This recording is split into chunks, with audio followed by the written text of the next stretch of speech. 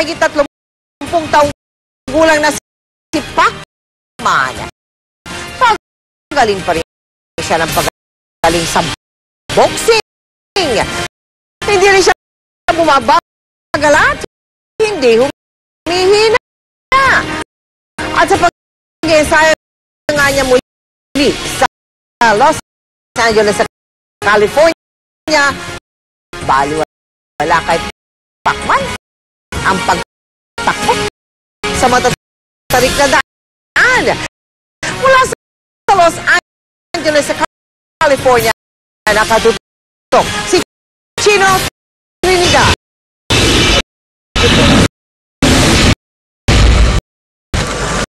Hindi na makapaghintay na makabalik dito sa kanyang paboritong takbuhan na Griffith Park, si Manny Pacquiao. Kaya naman hindi pa sumisilip ang araw.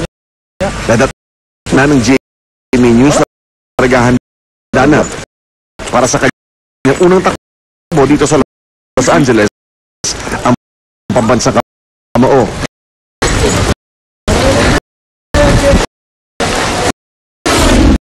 Mula na sa unang tumakbo dito noong 2001, nahiyang na agad ang ngayon, kilala bilang natatanging 8th Division World Champion. Handa na gustong-gusto niya ang mahaba mga ahon papunta ng LA Observatory. Kahit maraming nagsasabi na hindi kagandahan ng kalidad ng hangin dito sa Los Angeles, dala ng smog, gusto ni Manny ang simoy ng hangin sa mapunong park ng Griffith na tamang-tama ang lamig dito sa mga paahong kalye rin dito. Patuloy na napapanatili ng defending WBO welterweight champion ang lakas ng kanyang malatroso mga hita. 39.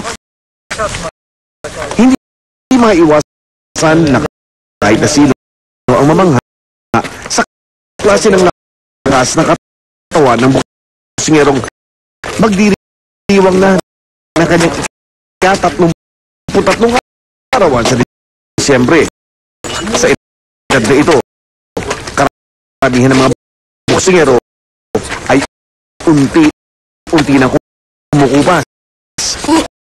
Pero si Manny, hindi pa nagpapakita ng mga senyales ng pagbagal o panghihina sa gitna ng mahaba na niyang boxing career.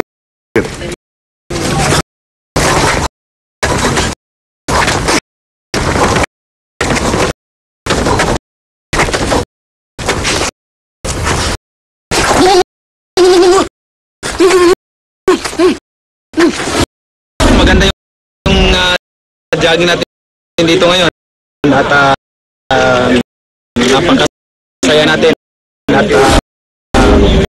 hindi umulan at maganda yung sikat ng araw at siyempre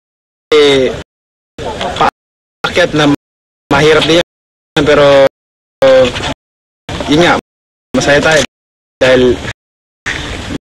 marami ditong impacto na dito.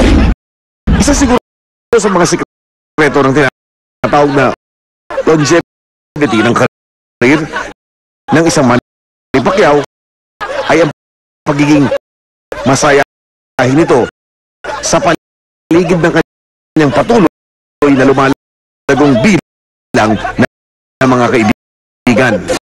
Ang sarap na pakiramdam dito na nakabalik ulit sa original training camp of Manny Pacquiao at pakabangan niyo po ang mga update na training namin dito dahil ito pa lang ay pasimula pa lang ito ng first day training namin at patindi pa ng patindi sa mga susunod na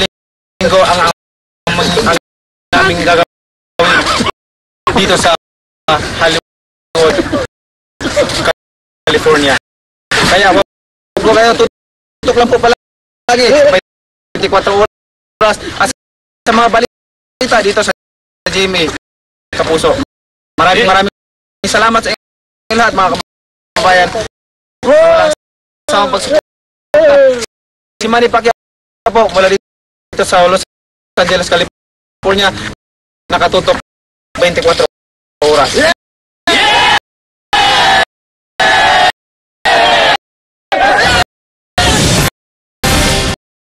Nagprotesta ang flight